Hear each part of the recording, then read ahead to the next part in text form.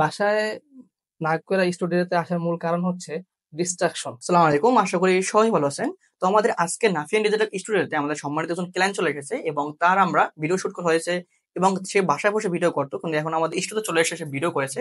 এই যে বাসায় বসে ভিডিও করা এবং স্টুডিওতে ভিডিও করা, এই যেটা পার্থক্য রয়েছে, এই বিষয় সম্পর্কে তার আমরা অভিজ্ঞতা জানবো। চলুন আমরা ভিডিওটি শুরু করি।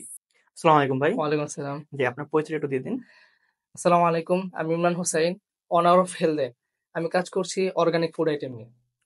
জি ভাই, আপনি যে আমাদের স্টুডিও আসলেন, জি আপনি কিন্তু সেম ভিডিওটা আপনার বাসায় বসে করতে পারতেন, জি জি কিন্তু বাসায় কেন না করে আমাদের স্টুডিওতে কেন আসলেন, এই বিষয়টা একটু ক্লিয়ার করতেন। আচ্ছা, বাসায় নাক করা স্টুডিওতে আসার মূল কারণ হচ্ছে ডিস্ট্রাকশন। যেমন বাসায় যদি আমি ভিডিও যখন শুট করতাম, তখন হচ্ছে যে বাসায় ফ্যামিলি মেম্বারের ডাকাডাকি হইতো। তারপর হচ্ছে বাসায় পাশে যখন রাস্তা আছে, রাস্তা প্রচুর নয়েজ আসে, একটা বিষয়। প্রপার লাইটিং সেটআপ না থাকা, একটা এনভায়রনমেন্ট না থাকা, যেটা এখানে আছে। তো বাসায় যখন আমি ভিডিওগুলো শুট করছি, তখন হচ্ছে যে আপনার অনেক সময় এক্সপ্রেশন আসতো না, প্রপার এনভায়রনমেন্ট না থাকার কারণে, পরিবেশের যে বিষয়টা।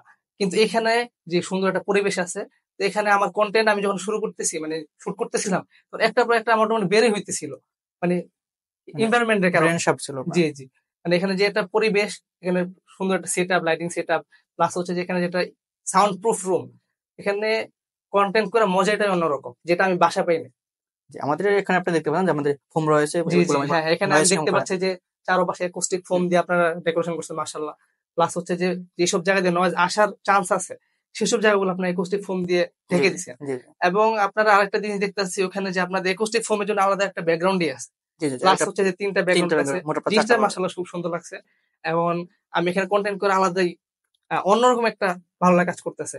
কারণ আমি যখন বাসায় শুট করতাম, তখন বারবার ডিস্ট্রাকশন চলে আসতো, বাট এখানে আসার কারণে আবার সেই ডিস্ট্রাকশনটা আসতেছে না, ভালো মতো কন্টেন্টটা করতে পারতেছে। নতুন আছে যারা বাসায় বসে শুট করছে এবং স্টুডিওতে ভালো একটা পরিবেশ পাচ্ছে না, তাদের উদ্দেশ্যে আপনি কি বলবেন?